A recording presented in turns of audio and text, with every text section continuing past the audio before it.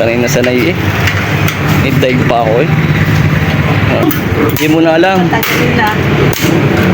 Pag-aalay naman eh. Bilis ah.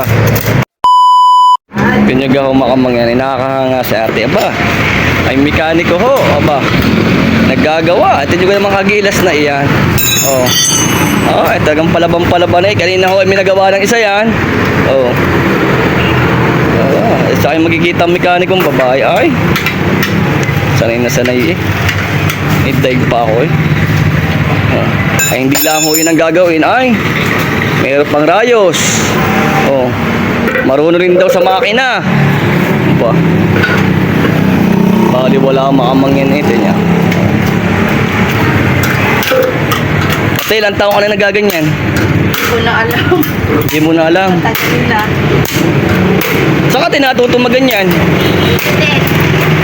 Ano eh, paano na? Patulong-tulong? Hindi. Nanuruan ako sa bike. Nag-umpisa ka sa bike. Ay. Hanggang sa tricycle motor na. Sabi kasi nung iba, rest lang. Ah, Ay, testing. aba. Hanggang sa natuto na. Alam ko naman ang mga size eh. Ngayon din naman daw paglalagay. Ngayon din ang pagitan. Rest lang. Pero sa makina, napaggawa ka na. Napagbiyak na. Lining. Limit ay lining. Magilas pa eh, oh. Yan, ilang taong ka na? Secret. Aba, oh, ate nyo ko naman sa gilas. Kanina na kaisa na huya, ang gawa ay. Are ko nga ipapagawa, oh. Kaya, tinan nyo naman. Ano gari, okay mo pa? Abay, hindi na yata naman magagamit yan eh. Hindi na. Saka alam naman yata naman. Wala na, tsaka ginupit mo na eh. Papalta naman. Pamakamaya, nagka-depresya ang ating bangkulong. Kaya nakasil lang natin deliver. Hindi ko lang ako makapag-deliver. Ayun, dadalihin ni ate. Ay, dadahin ko na lang ate yung ano. Pwede pa ba yung paglalagyan ng rayos? Pwede pa yan? Hindi na rin. Sige, sasabihin ko na lang. Ayun, tayo, papalit siya ng ano. Ang tawag pala doon ay hub. Lalagyan ng bearing tapos may rayos. Ang galing.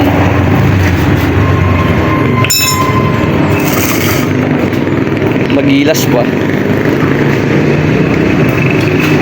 Maaga ho siya kanina pumasok. Ate, nakakailang gawa ka sa maghapon? Pwede, no? Pinakamadami ko yung 12 kanan. 12 tricycle, motor? 12 ganito. Talagang diyan ka nayayaman. Magaling ano. Karila. Wala.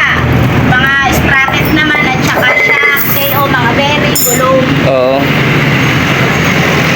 Sanay na sanay. Ano yung pinakamabigat mong ginawa diyan sa pag-ano ng motor? Pinakamabigat na sa lahat? Wala. Ayos lang, kaya lahat. Mahirap na yun pag naiiwan yung housing ng bearing. Kapag ganda-ganda. Oo. Panghuli ko. Pero ikaw ate, may anak din? Dalawa. Sipag mo naman. Ayan, mister. Anong trabaho? Biyahe naman. Pero marunong din magmekaniko. Noon, hindi na ngayon.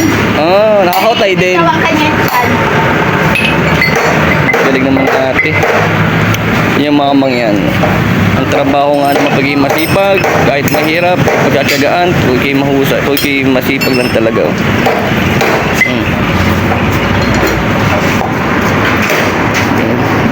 Ayun na, kakabit na na rayos. Yun pala pagkakabit.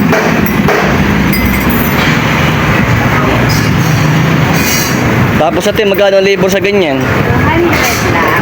200.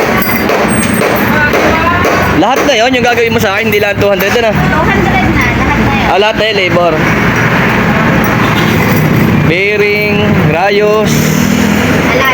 Align pa pala.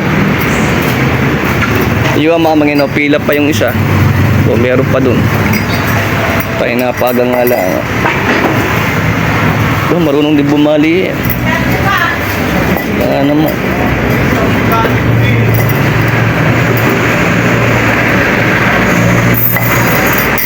Kabila pala yun. Tuloy si Nanay Lourdes, hindi natin nakakita yung araw na rin. talaga sa husay ho yung babae ho yan. Oh. Sino mga mekaniko? Astig.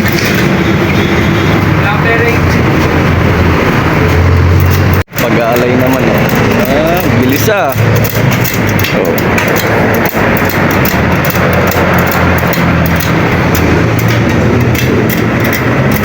Palang pag-aalay. Kabit na, konti na lang. Konti na lang makamang yan, makapag-deliver na tayo. Mag-aalas 8 na po, inabot tayo dito ng sira. Nakakatuwa si Ato, galing. Dahil pa si Mang yan. Sanay si Ate. At yun nga ho, makamangyan sa oras hong ere, tayo ho ay tinanghali. Dahil nga po makamangyan, tayo ho ay nasiraan. Pero sa atin ho, papagawa din ho sa talyer. Abaya, akalaan nyo ho, si Ate, ang dumali ho ng aming motor na are, na aming service pamabini. Ay kita nyo gaho, at talaga nakakahanga si Ate at nakakabilib. Isang babae po, ilang taon na naging mechanic ko mismo. At pila rin ang kanyang mga customer. Kaya Ate, nakakabilib ang iyong ginawa. Pinahanga mo si Kamangyan sa iyong kagalingan. Ika ni Kamangyan, ang trabaho pa lang ito pag mekaniko ay hindi lang para sa mga lalaki. Kung hindi, kaya din ng mga babae. Kaya sumasaludo sa inyo, ang inyong lingkod, ang inyong Kamangyan, sa iyo ating kasipagan. Kaya ingat palagi and God bless.